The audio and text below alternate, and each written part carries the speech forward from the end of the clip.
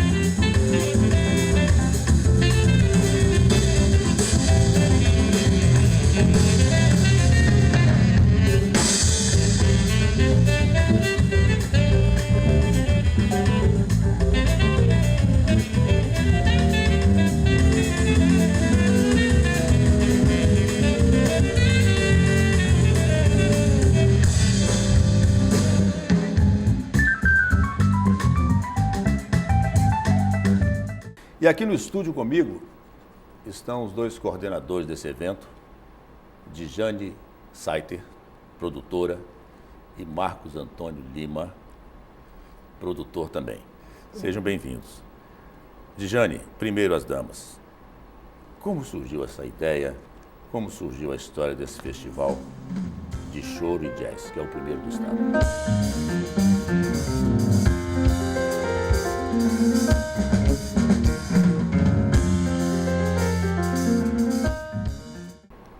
A ideia do Festival de Choro e Jazz é um sonho do Marco Antônio, de produzir um festival de choro e jazz, não necessariamente na cidade de Afonso Cláudio. Sim. Esse festival foi para a cidade de Afonso Cláudio porque eu, como proponente, já que esse festival ele foi patrocinado pelo Funcultura, nós entramos com o projeto no ano passado, no edital 014, do Funcultura, e ganhamos. E minha família tem raízes em Afonso Cláudio. Eu me considero também uma cidadã de Afonso Cláudio. Passei minha vida toda lá.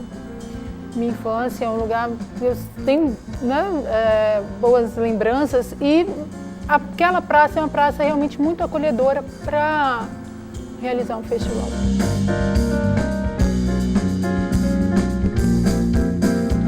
Foi uma grata surpresa montar um festival onde pudesse agregar famílias, crianças, amigos. Isso é muito importante em um festival, né? Com certeza. Marcos, e você também é de Afonso Cláudio? Por que Afonso Cláudio? Eu gostaria muito de ser de Afonso Cláudio, né? Como a origem aqui da nossa grande proponente, né? Mas acho que meu filho, na verdade, é de Afonso Cláudio, já que a mãe dele também é de lá, né? Sim, entendi. Eu, na verdade, sou do Rio de Janeiro, vim para cá para tocar na Orquestra Sinfônica do Estado. E sempre trabalhei com produção, paralelamente à orquestra. Então, a Rita, a Uliana, junto com a Beth, que são as donas da Guana Produções, que foi a produtora do evento, me chamaram para pensar em algumas coisas para propor ao edital do Funcultura.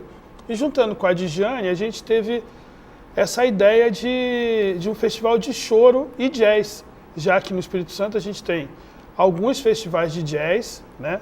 Jazz e blues, né? Que se faz muito porque você, quando bota o blues, chama a juventude, a garotada que gosta mais de rock and roll. E o choro é uma grande paixão, né?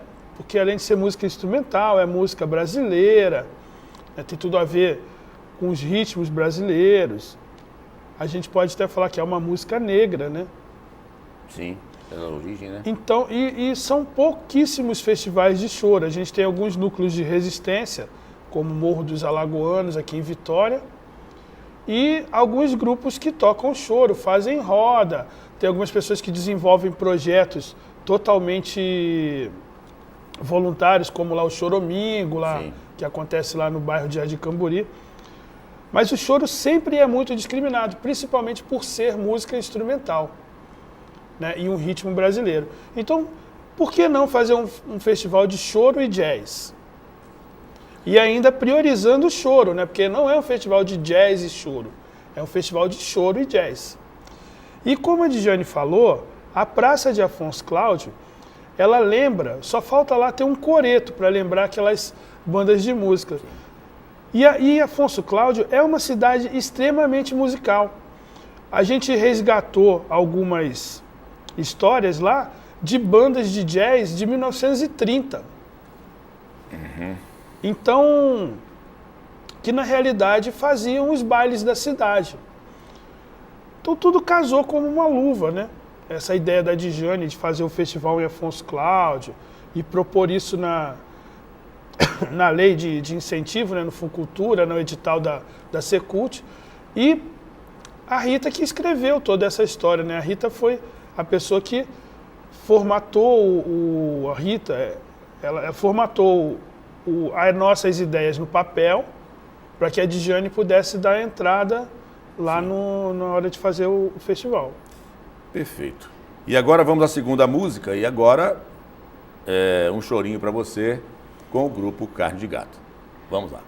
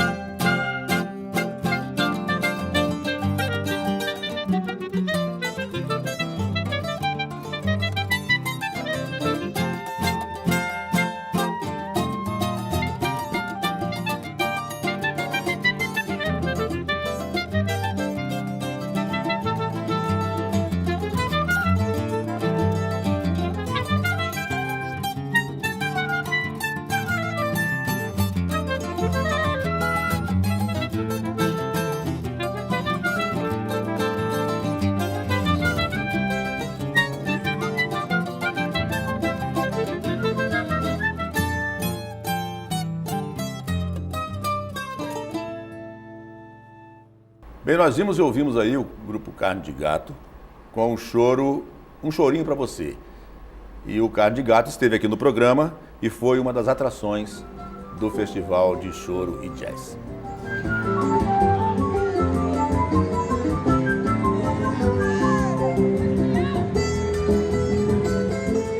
Vocês estão de parabéns por fazer um festival desse, de música instrumental, porque a música instrumental precisa cada vez mais de espaço.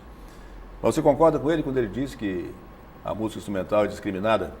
Não choro porque é choro, mas porque é música instrumental? Porque é música instrumental. Eu concordo em termos, porque né, chegamos lá em Afonso Cláudio, esperávamos um público talvez até resistente. Sim. Ele pode falar de uma forma porque ele é um instrumentista e eu sou uma cantora. Sim. Nós chegamos esperando assim, qual será a reação desse público que não está habituado, já que a proposta do festival era a formação de plateia. E foi uma grata surpresa ver que, apesar dessa ideia de que a música instrumental ela é discriminada, é porque ela não é apresentada de forma correta para os determinados públicos. Quando você chega numa praça com grandes músicos, grandes artistas como nós levamos, de forma tão próxima a esse público, ele quer conhecer, o povo ele é ávido para conhecer a cultura. Tanto que nós não tínhamos voz nas nossas apresentações, somente música instrumental. E um público desde crianças até idosos, uma mescla de público, tanto de faixa etária quanto de um povo de culturas diferentes, porque Afonso Cláudio se junta ali, cultura italiana, cultura alemã, são índios, brasileiros, negros, e foi uma mescla total, a gente está no Brasil, mas ali é um lugar de colonização europeia. Sim. E eles são fechados. Ali é uma região que existe, né, mas por ser, como o Marco Antônio falou, por ser um povo musical, eles gostam de seresta, eles gostam de estar na praça. Sim. Eles assistiram o festival com os olhos brilhantes.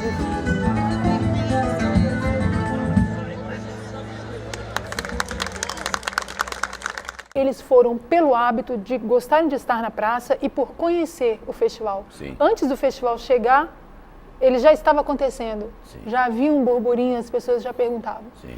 E o Marco Antônio lembrou de uma coisa, que o jazz já acontecia em Afonso Cláudio na década de 30. Então, as bandas que se apresentavam lá, tanto o Jazz Glória quanto o Jazz Está Cruel, os nomes, então, são incríveis. Eram de pessoas da própria cidade, de famílias... 1930. 1930, nós temos registros de 1930, 1936. Sim. Existe uma curiosidade em Afonso Cláudio, uma lápide de um dos músicos, que ele se recusou a escrever Aqui Jaz. Ele pediu para colocar Aqui Jaz, com os 2 Es. É registro, né? É um registro histórico. Vamos a mais um choro agora. Volta o Carne de Gato com Vou Vivendo. Vamos lá.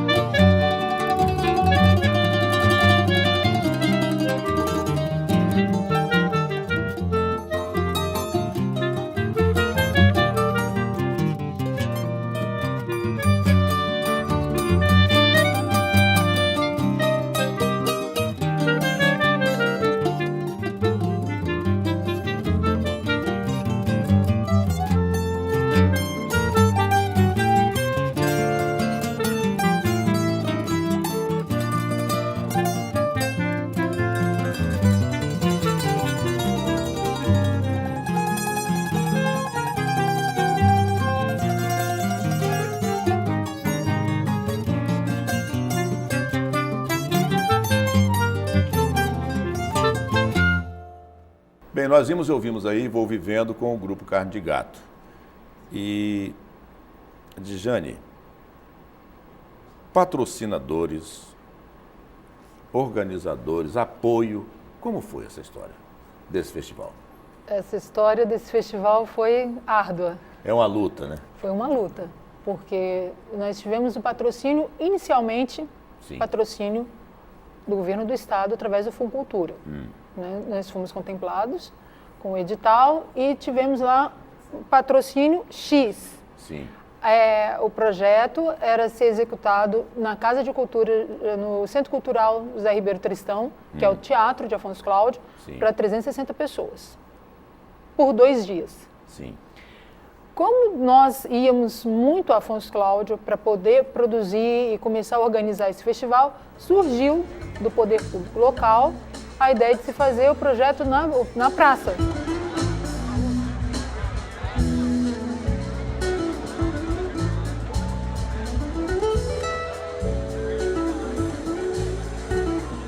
Vamos fazer na praça porque nós acreditávamos que, sendo na praça pública, gratuito, desde o início, nós teríamos apoio dos empresários locais, enfim. Que seria o ideal. O ideal. Mas nós não tivemos. Nós tivemos sim apoio. Tivemos apoio da Prefeitura Municipal de Afonso Cláudio, que nos apoiou, e se não fosse o apoio, nós não teríamos realmente construído um festival em plena praça pública durante 3 dias.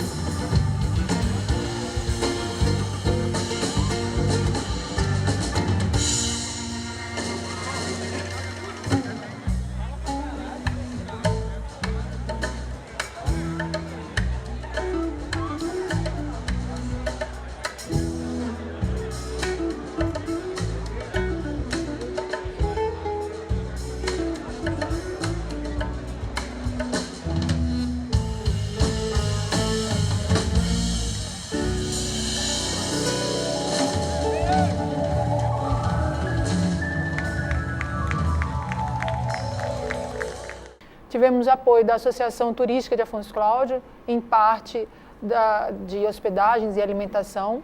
E tivemos apoio da Loja Maçônica, José Cupertino, que montou uma praça de alimentação, que atendeu a todo o público que estava ali. Então, uma coisa que não faltou, comida e bebida. Se o festival fosse 24 horas, seriam bem atendidos. Ok. E tivemos apoio da Pães Lecker, que também comprou a ideia. Sim. Então, nós nos ressentimos um pouco porque nós achamos que, poxa, nós estamos levando para lá um evento pioneiro. Sim. Turismo, economia criativa. Estamos levando os olhos, não só do Espírito Santo, mas do Brasil, para o município de Afonso Cláudio. Então, você que tem um negócio, você quer levar sua marca, agregar Sim. sua marca a um festival desses de cultura que é tão importante. Marcos, tem o Festival de Manguinhos, tem o Festival de Santa Teresa, tem esse festival que foi para Afonso Cláudio, mas pode ir para outro lugar, que ele também, vamos falar sobre esse ser itinerante. Vitória, não merece um festival, guardando as devidas proporções, um grande festival? Olha, Também? você vai me chamar de saudosista, né? Mas a gente já teve um primeiro festival de choro nacional no Parque da Cebola. Se pegou aquele campo de beisebol que tem no Parque da Cebola, colocou-se um toldo enorme, se transformou num teatro aquilo, e trouxeram assim grandes artistas do choro. Até o Paulinho da Viola veio tocar, mas não como o Paulinho da Viola. Ele veio tocar cavaco no grupo de choro do pai dele. Seu César Faria. Que superlotou aquela Sim. Pedra da Cebola, foi um sucesso total. Aconteceu uma vez, talvez há 20 anos atrás, posso estar errado, se Mais erro, ou menos isso, por aí. é por 1 ou 2 anos só, para frente ou para trás. Nunca mais se teve, nunca mais aconteceu. Porque tem alguma coisa com o poder público local aqui da nossa capital que impede de se fazer eventos culturais. Acho que o único evento que nós temos cultural hoje, além do carnaval, né, é aquele Dia de Cultura, Viradão Cultural, que é um evento paulista, que só se repete a fórmula aqui. A gente quer uma coisa como o Dia D, que é um evento capixaba, que foi feito por produtores capixabas e funcionou muito bem numa época. Né? Sem querer ser saudosista, Não é saudosismo, não. a gente precisa de... Vitória é uma capital que a gente tem uma praia linda, um potencial turístico gigantesco e não acontece nada cultural aqui, culturalmente forte. Pelo verdade. menos na área da música. É verdade. Jane, na sua opinião, os pontos positivos desse primeiro festival? Bem, primeiro por realizar um festival na faixa oeste do estado, Sim. porque todos os festivais eles estão concentrados aqui no litoral, como Manguinhos e Guriri, e Santa Teresa, que é a região serrana, mas também leste, faixa leste. Essa região de Afonso Cláudio e o entorno, nós não temos festivais de música ou eventos grandes de música, até por conta da localização. Afonso Cláudio, ela desce da BR-262 ainda 50 quilômetros, né? Ela é um pouco, o acesso não é tão fácil. E o ponto positivo foi que nós conseguimos levar 4.000 pessoas dia para o festival. Então, Há controvérsias. Perfeito. Isso aí você está falando que é a polícia, né? Mas o sindicato falou que tinha 20.000 na praça. é por mesmo? dia. Então, melhor ainda. Ok.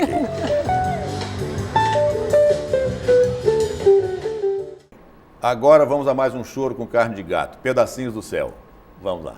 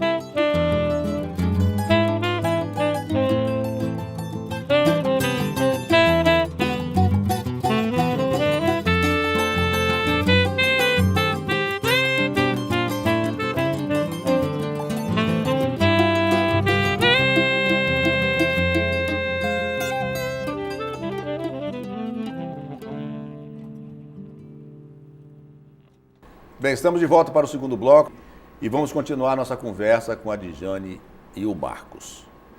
Marcos, você agora, não diria pontos negativos, mas o que fica faltando para um evento de esporte, na sua opinião? Rapidamente. Basicamente o que fica faltando são os patrocínios locais.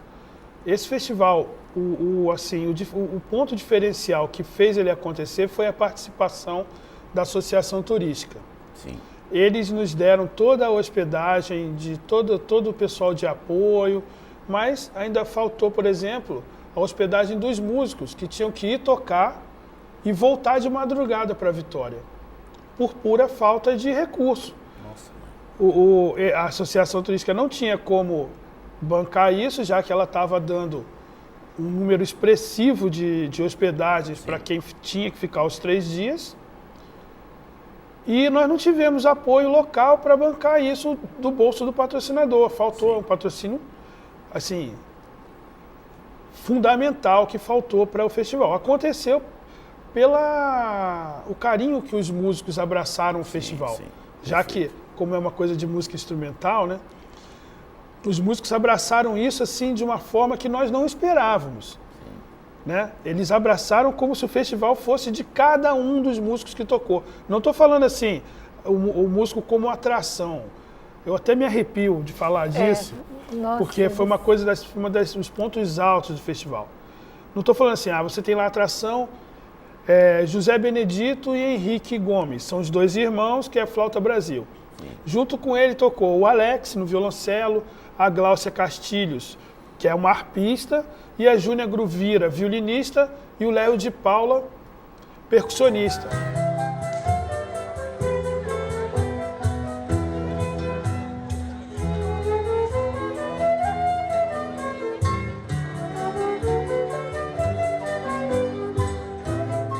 A forma como eles falavam do festival e se inteiravam. Não tem hospedagem, não tem importância. Eu fico na casa de um amigo ali em Pedra Azul. Certo. Eu fico aqui no hotel, eu pago o hotel do meu bolso. Alguns pagaram do bolso para poder ficar no festival e participar lá do nosso café com música, café com cultura, aquela coisa de... Tinha no meio da praça lá um acordeonista tocando com violão de 7 cordas e um saxofonista e um clarinetista que tocou com Carne de Gato, que também é músico da Sinfônica, o Rafael. Ele é um músico internacional. Alguns dias antes, ele estava fazendo um recital com uma orquestra lá no Chile. Uma orquestra num festival de música. E estava lá na praça tocando com um sanfoneiro ali da região. Isso é que foi bonito no festival. Então, o que faltou, basicamente, para esse festival foi isso. Dinheiro, patrocínio. O apoio das empresas, das grandes empresas ou dos órgãos públicos. Por exemplo, esse festival nós não conseguimos divulgar ele a nível nacional, nem por TV, nem por rádio. Nós só divulgamos por redes sociais. Por quê? Patrocínio. Ok. Marcos, ainda com você. Por favor, faz uma avaliação rápida da primeira noite das apresentações de Hariton, de... Túlio. Isso, a galera da primeira noite. A primeira noite foi assim, muito boa, excelente, talvez até a melhor noite do festival, né? A gente teve uma pequena abertura com o prefeito Wilson Coelho, Wilson Costa, desculpa, e José Roberto Santos Neves, o subsecretário de Cultura Estadual, que era o José Roberto Santos Neves, e o Paulo Falqueto, o secretário municipal de Cultura, abriram com aquele tradicional discurso, né, de política que faz parte do show. Depois nós tivemos 2 atrações que foram doações, que foi o Duozil, com Túlio Simões, que é um tecladista e tocou acordeon também, e o Hariton Natanalides, que, patrocinado pela Sonata, né, que é a empresa dele, doou uma apresentação fantástica, que é uma prévia do lançamento de um disco que ele vai lançar em breve, né, que é o Violino Brasileiro. Ele é um trabalho que ele fez sobre Fafá Lemos, que é um violinista da época de Carmen Miranda. E Fafá Lemos morou 30 anos nos Estados Unidos tocando choro, música brasileira, em boates. Ele tocava com aquele acordeonista famoso, como era o nome dele? Chiquinho do Acordeon. E o terminou com o Tião, fazendo aquela jam session, né? Que deveria de ter sido antes do festival, e ele ficou até 5 horas da manhã tocando na rua lá. Essa foi a primeira noite do festival, então. Jane, Bené tocou na segunda noite. Segunda noite. Ele No abriu, Flauta Brasil. abriu a segunda noite, Sim. o Flauta Brasil. E o Bené, ele tem uma particularidade, ele também se entrega com tanto amor Com certeza. ao trabalho que o projeto inicial seria o Bené e o Henrique, o duo Gomes, com o Flauta Brasil. Só que ele preparou um show pra gente espetacular. Ele levou a harpa, ele levou cello, ele levou a violinista, ele fez um outro trabalho para brindar o festival.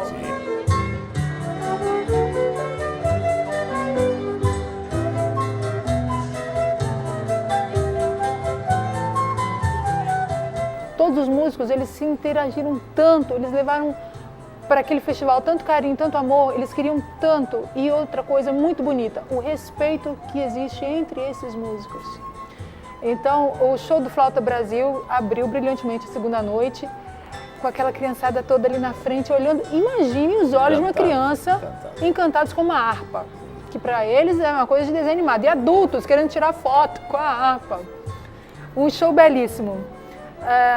Então, nós iniciamos essa segunda noite, a lua já estava lá, magistral. Brilhante, brilhando, iluminando todo mundo. E aí, na segunda noite, houve aquela cara mesmo de praça. O pessoal da Praça de Alimentação trouxe para o centro, para frente do palco, mesas, cadeiras, então eram servidas ali. Ninguém precisava levantar e ir lá buscar, era servido, todo mundo podia ficar ali na frente do palco, apreciando o palco e curtindo, comendo seu petisco, tomando sua cerveja, na maior comodidade, paz e tranquilidade. Foi muito bom. Ok, muito bom. Marcos, e em seguida foi o MB Trio. Uma curiosidade antes de falar do MB Trio, a respeito do Zé Benedito, é que esse show que ele fez lá na praça é o mesmo show do Altamiro, né? É uma coisa lembrando o Altamiro Carrilho, que o Altamiro Carrilho fazia isso. Ele misturava um pouco de música erudita, música clássica, né? Com o choro. Essa música Eterno Jovem Bar, inclusive, é uma homenagem ao bar. É de Altamiro, né? É de Altamiro. E isso que o Bené trouxe. E o Bené é um dos herdeiros das flautas do Altamiro. Com certeza. Quando o Altamiro faleceu, ele deixou uma flauta para o Bené, uma para um flautista do Clube do Choro de Brasília, que também é amigo do José Benedito, e a outra para um rapaz lá da cidade dele, que estudou em projeto social, era um menino prodígio que ficou com a terceira flauta. E o Bené tocou com a flauta do Altamiro. É só essa curiosidade. E certa vez, um show aqui em Vitória, com o Altamiro Carrilho, o Bené tocou, e eu ouvi um elogio que o Altamiro fez para o Bené, e com certeza o elegia como o sucessor, ou um dos sucessores, com certeza, um dos melhores do país.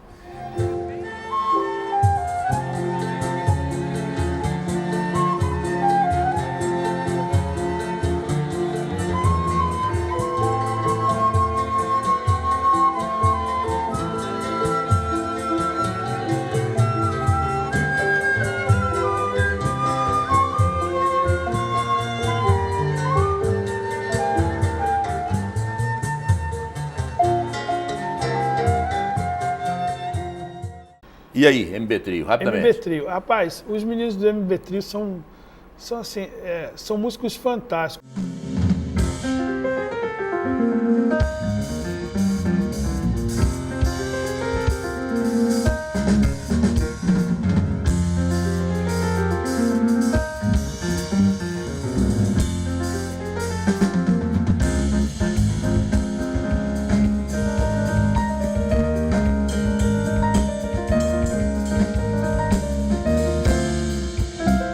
Eu gosto muito dele porque o Eric, que é o baterista, e talvez o mentor do MB Trio, ele é, além de ser um irmão, né? Ele começou, eu que introduzi ele na música erudita, e por aí ele foi, hoje ele foi professor da faculdade de música. Quando a gente se conheceu, ele era um roqueiro, e hoje ele é um jazzista, assim, um músico de mão cheia, o Eric Pinto de Carvalho, que é o baterista. Aí tem o Vandaluz, ele sempre me recrimina, ele tem o mesmo nome do meu filho. Então eu não chamo ele de Vandaluz. Então eu vou aproveitar aqui a televisão, que eu sei que ele vai brigar comigo depois. Mas o Vandaluz, que é o João Roberto, para mim, né? João Roberto Vandaluz, filho de um pianista maravilhoso, que é o Vandaluz pai, que foi uma pessoa com quem eu toquei muito tempo, assim, a gente fez diversas coisas juntos, de Tocou baile, com o Jorge batizado. Benjó, né? Tocou com o Jorge Benjó. Ele tocou com o Jorge Benjó. Então, o MB Trio, assim, realmente os caras são... E o Feijão, que é um baixista, né? Que não devia te chamar Feijão, porque o cara é gigante, né? Ele foi um mestre de cerimônias. E foi um mestre de cerimônias. Então, eles tocaram música brasileira, um excelente jazz brasileiro, né? Com aquele jazz com sotaque de Brasil, né? Bossa nova, tinha todos os ritmos brasileiros ali e numa linguagem bem jazzística. Todas músicas autorais, de alto nível, de alta competência, as músicas dificílimas de serem executadas, ultra bem ensaiadas. O disco deles foi realmente... Eles são uma das melhores bandas capixabas de jazz desse novo circuito aí, que realmente foi um dos pontos altos do festival.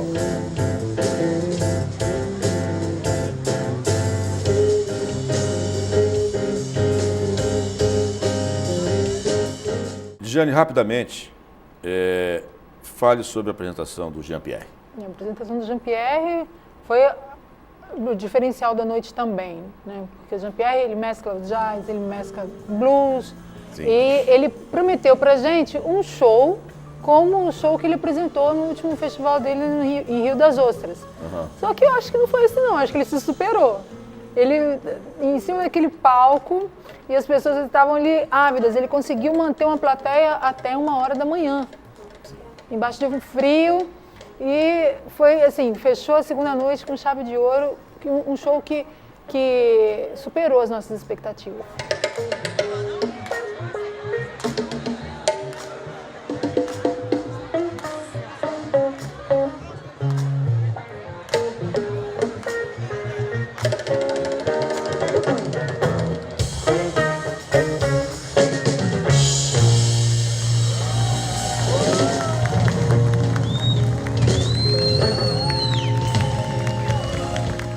Vamos a mais uma música agora.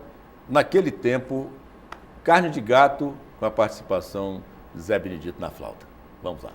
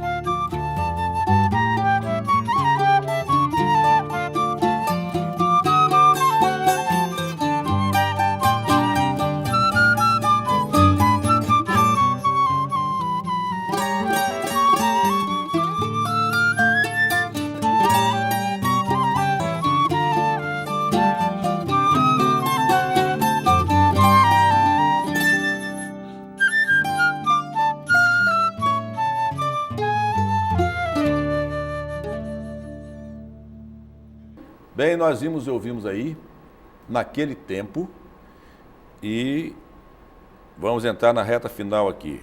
Marcos, você, terceira noite do festival, quem tocou? A terceira noite foi aberta pelo talentoso trio Aruanda, né?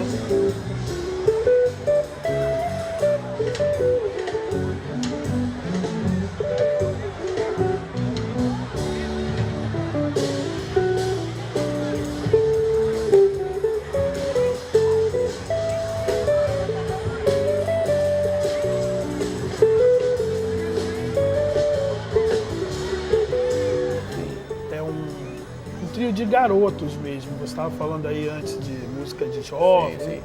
Eu acho que o mais velho do trio Aruanda tem o quê? 22 anos? Se tiver isso tudo. Por aí, porque de aparência eles têm 17. Um trio fantástico, respeitadíssimo, já tocou em todos os grandes festivais aqui do Espírito Santo. Eles tocaram Manguinho, Santa Teresa, até em outros lugares pela faculdade de música, né? Então, fantástico, um trio de muito bom gosto, alto nível. Aí, o terceiro dia foi o Dia Nacional do Choro. Aniversário, 23 de abril, dia de São Jorge. Aniversário de Pixinguinha. Isso. Aniversário, inclusive, da minha digníssima, né? Dione Loureiro, doutora, baixinha, desse tamanho assim, mas que manda muito. E teve um dos melhores grupos de choro, hoje, nacionalmente falando, que é o Carne de Gato. Sim. Que originalmente é um quarteto, mas se apresentou como um quinteto, né? Foi o Silas, que é um flautista, ele é estudante da UFES, e o Silas tocava flauta até bem pouco tempo, as pessoas já devem ter até visto ele em algumas reportagens, ele tocava nos ônibus para poder se sustentar. Ele entrava no ônibus, tocava flauta, as pessoas ofereciam uma remuneração.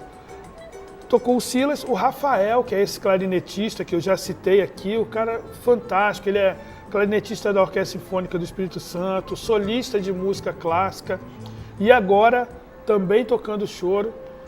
O Alexandre Araújo no bandolim, um dos melhores bandolinistas brasileiros hoje, na atualidade, um musicólogo fantástico. O Nelson Gonçalves, filho, né? Nelson Gonçalves, tem um Pereira aí que difere do cantor, né? Ele não é filho do cantor, ele é filho do Nelson Gonçalves, que não era o cantor, mas que tinha um pai apaixonado por ele. Então, o Nelson Gonçalves e o Regis no pandeiro. O Carne de Gato, das grandes celebridades do choro aqui no Espírito Santo. Eles têm quase 20 anos de estrada e já tocaram nos principais festivais de choro nacional do Brasil, né? Já tocaram lá em Valença, já tocaram em São Paulo, já tocaram no Nordeste. Fantástico.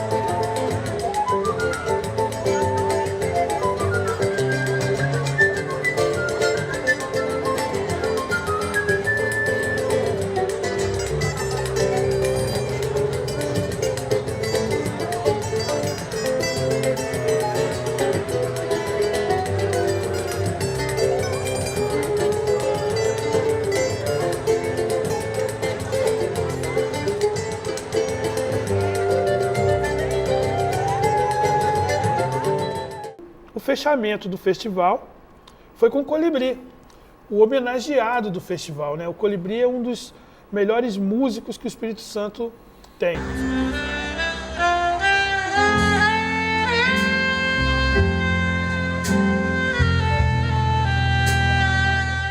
Inclusive, ele é de uma família de saxofonistas, que é muito engraçado, né?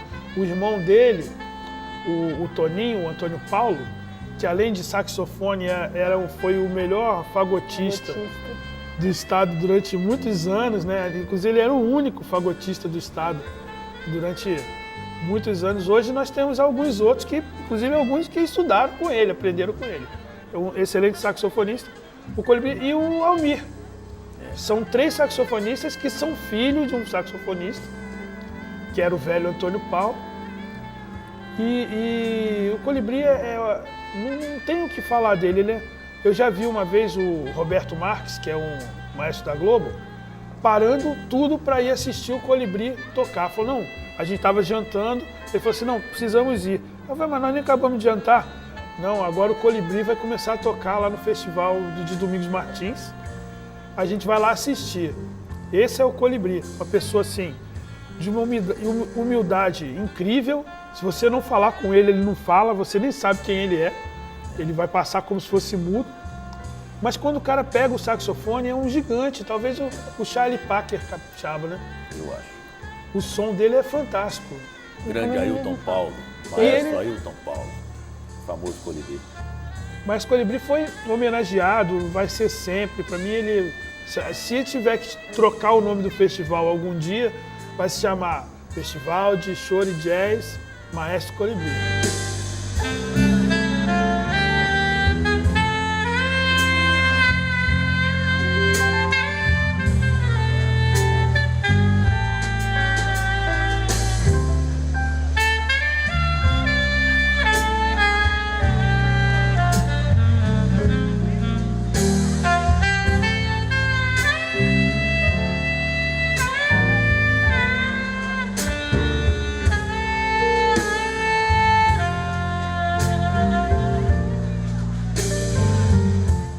Eu quero agradecer, em nome da nossa equipe, a presença de vocês aqui. Parabéns pela realização do primeiro festival de choro e jazz. E lembrando aos nossos telespectadores sobre o programa Ensaio Geral da Rádio Espírito Santo, todo sábado de 9 ao meio-dia, com reapresentação de 9 da noite à meia-noite, com o melhor da música brasileira e da música instrumental, um espaço garantido para o músico da nossa terra. O programa Soul Samba dessa semana vai ficando por aqui. Semana que vem estaremos de volta. Até lá.